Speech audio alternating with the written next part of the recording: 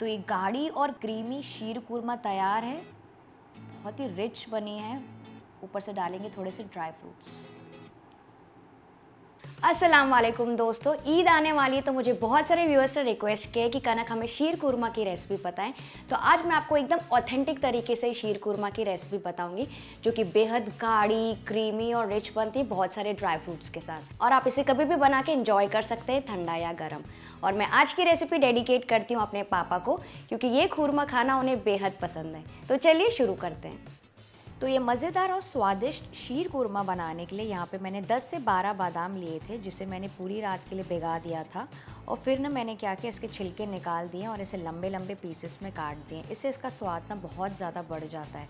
आप चाहें तो इसको सिर्फ 3 से 4 घंटों के लिए भी भिगो सकते हैं गर्म पानी में, उससे भी आसानी से छिल जाते हैं। नेक्स्ट इसी तरह से मैंने 10 से 12 पिस्ते भी लिए हैं, जिसे भी मैंने भिगा दिया था और ऐसे छील दिए और ऐसे काट के रखा है। फिर मैंने लिए हैं ये ड्राई डेट्स, यानी कि सूखे खजूर, इसे छुआरा भी कहते हैं, 4 से 5। उसे भी मैंने भिगा के ऐसे काट लिया है। आप चाहें तो यहाँ पे फ्रेश खजूर यानी कि ताज़े खजूर या फिर डेट्स भी यूज़ कर सकते हैं, फिर उसे आपको भिगाने की ज़रूरत नहीं पड़ेगी।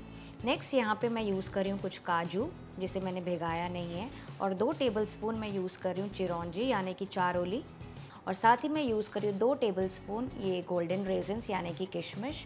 इसे भी हम बिना भिगाए यूज़ करेंगे। तो ये सारे ड्राई फ्रूट्स आज मैं यूज़ कर रही हूँ, इसी से परफेक्ट शीर कुरमा बनता है। तो मैंने काजू और चिरौंजी को भिगाया नहीं है, क्योंकि इन दोनों का स्वाद मुझे ऐसे ही पसंद है। आप चाहें तो इन्हें भी थोड़ी देर भिगो के रख सकते हैं, और अगर आप चिरौंजी को भिगोएंगे ना तो उसे छील कर यूज़ कीजिएगा, उससे स्वाद बहुत अच्छा आता है। अब एक गहरे और मोटे तले बर्तन में मैं डालूँगी 4 कप दूध, यानी कि 1 लीटर दूध है यहाँ पे। इसमें पहले हम बॉयल आने देंगे। ये फुल फैट दूध है। जैसे ही इसमें अच्छा सा बॉईल आ जाएगा, हम गैस का फ्लेम लो मीडियम में कर देंगे और इसे और पकने देंगे 5 से 7 मिनट के लिए, जैसे कि ना थोड़ा सा और गाढ़ा हो जाए। तो इसे बीच बीच में ऐसे चलाते रहिए ताकि नीचे से बिल्कुल चले ना। और मोटे तले का बर्तन, जैसे मैंने आपको कहा, यूज़ करेंगे तो आपका दूध ना नीचे से जलेगा नहीं। तो इसे लगातार ऐसे बीच बीच में स्टर करते रहिए ताकि चिपके ना। तो इसे थोड़ा सा टाइम लगता है, तो मैं क्या कर रही हूँ, इसको दूसरे गैस में ट्रांसफ़र कर लेती हूँ ताकि मैं बाकी की तैयारी इस गैस में कर सकूँ, और जब तक हमारा दूध भी उधर गाढ़ा होता रहेगा। तो ध्यान रखिए, दूध को बीच बीच में थोड़ा थोड़ा चलाते रहना है, वरना आपका दूध नीचे चिपक सकता है। तो देखिए, ऐसे बीच बीच में दूध को भी चलाते रहिए, और इसको साइड्स में जो ऐसे जो मलाई इसकी जमा हो जाती है ना, उसको भी स्क्रैच करते जाइए और इस दूध में डालते जाइए। इससे क्या होता है ना, एकदम परफेक्ट क्रीमी बनती है फिरनी, और उसका टेक्सचर भी बहुत ही बढ़िया आता है, दानेदार। नेक्स्ट एक पैन में मैं गरम कर लूँगी 2 टेबलस्पून घी। जैसे ही हल्का सा गरम हो जाएगा, गैस का फ्लेम हम मीडियम कर लेंगे और इसमें डालेंगे सारे ड्राई फ्रूट्स। तो गैस का फ्लेम लो मीडियम ही रख लीजिए, वरना आपके ड्राई फ्रूट्स जल सकते हैं। तो सबसे पहले मैं डाल रही हूँ बादाम, फिर हम डालेंगे पिस्ता और काजू।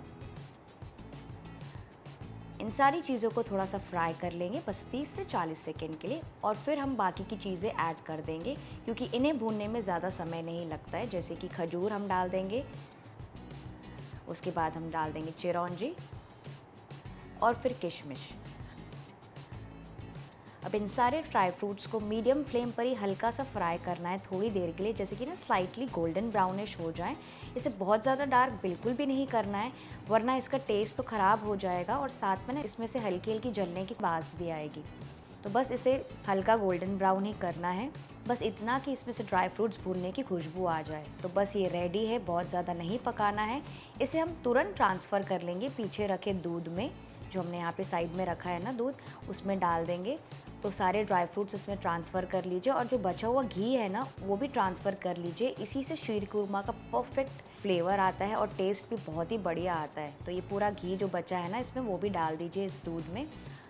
और मैंने ना इसके थोड़े से ड्राई फ्रूट्स बचा लिए थे, जो मैं बाद में गार्निशिंग में यूज़ करूँगी। अब इसे मिक्स कर लेंगे अच्छी तरह से, और इसे दूध को और पकने देंगे लो मीडियम फ्लेम पर, जैसे कि दूध और भी गाढ़ा और क्रीमी हो जाए। और इसे बीच बीच में फिर से मिक्स करते रहिए। नेक्स्ट इसी पैन में हम लेंगे 2 टेबलस्पून और घी, लो मीडियम फ्लेम पर, और जैसे ही घी गर्म हो जाएगा, इसमें हम डालेंगे सेवइयाँ। तो ये वाली मैं पतली सेवइयाँ यूज़ कर रही हूँ, मैं आपको दिखाती हूँ। ये बहुत ही इजीली मिल जाती है मार्केट में। ये लगभग आधा कप सेवइयाँ है तोड़ने के बाद। तो आप पतली मोटी जो भी सेवइयाँ आपको पसंद हो आप वो यूज़ कर सकते हैं। इसे भी घी में भूनेंगे लगभग 3 से 4 मिनट के लिए लो मीडियम फ्लेम पर, और इसे लगातार चलाते हुए ही पकाना है, जैसे कि पूरी तरह से फ्राई हो जाए और थोड़ा सा ना इसका कलर बदल जाए। तो इसे लगातार ऐसे भूनते रहिए, और फ्राई होने के बाद आप देखेंगे ना इसके ऊपर हल्की सी सफ़ेद परत आ जाती है। जब ये डीप फ्राई हो जाते हैं ना, मतलब पूरी तरह से फ्राई हो जाते हैं ना घी में, तो एक हल्की सी सफ़ेद परत आ जाती है इसके ऊपर। तो आपको देख के ही अंदाज़ा लग जाएगा, ये देखिए मैं आपको दिखाती हूँ, आपको देख के ही अंदाज़ा लग जाएगा, इसका मतलब ये पूरी तरह से फ्राई हो गए हैं। इसे ओवर फ्राई बिल्कुल भी नहीं करना है, वरना ये इतनी हल्की होती हैं कि आपको पता भी नहीं चलेगा, ये तुरंत ही जल जाएंगी। तो बस ये फ्राई हो गई है, इसे भी हम ट्रांसफ़र कर लेंगे पीछे रखे दूध में।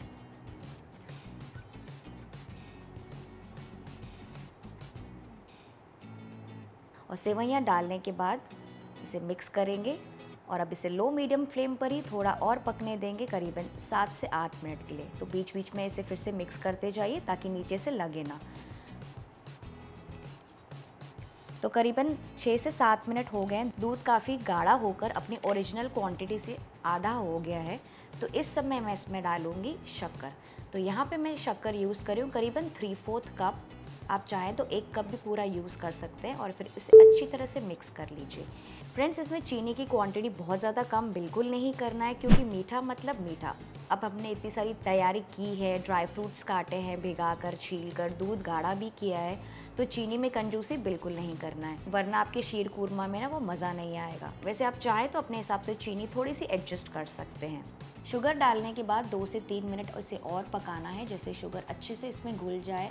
और आप चाहें तो यहाँ पे एक्स्ट्रा रिचनेस, क्रीमीनेस और स्वीटनेस के लिए थोड़ा सा कंडेंस मिल्क या फिर ना मिल्क पाउडर भी यूज़ कर सकते हैं। उससे भी आपकी जो शीर कूरमा है ना वो अच्छी सी गाढ़ी और क्रीमी हो जाएगी, और थोड़ी सी मीठी भी हो जाएगी। लेकिन इन दैट केस ना आप शुगर की क्वांटिटी थोड़ी सी कम कर लीजिएगा। और फिर हम इसमें फ्लेवरिंग के लिए डालेंगे आधा टीस्पून इलायची का पाउडर और थोड़े से केसर के धागे। इसे भी मिक्स करके पकने देंगे थोड़ी देर। केसर से बहुत ही अच्छा फ्लेवर और कलर भी आता है। वैसे आप चाहें तो यहाँ पे केसर स्किप कर सकते हैं, और उसकी जगह रोज़ वाटर या फिर केवड़ा एसेंस भी यूज़ कर सकते हैं। जैसे मिक्स करके देखते हैं, ये देखिए कितनी बढ़िया दिख रही है, ये काफ़ी गाढ़ी हो गई है। आप देख सकते हैं इसकी कंसिस्टेंसी एकदम गाढ़ी कंसिस्टेंसी पे आ गया है। दूध अच्छे से सोक कर लिया है सारी सेवइयाँ ने, और अपनी क्वांटिटी से भी कम हो गई है। साइड से हमने स्क्रैच किया था, पूरी मलाई इसमें अच्छे से आ गई है। तो इस समय हम गैस का फ्लेम ऑफ कर देंगे और इसे परोसेंगे।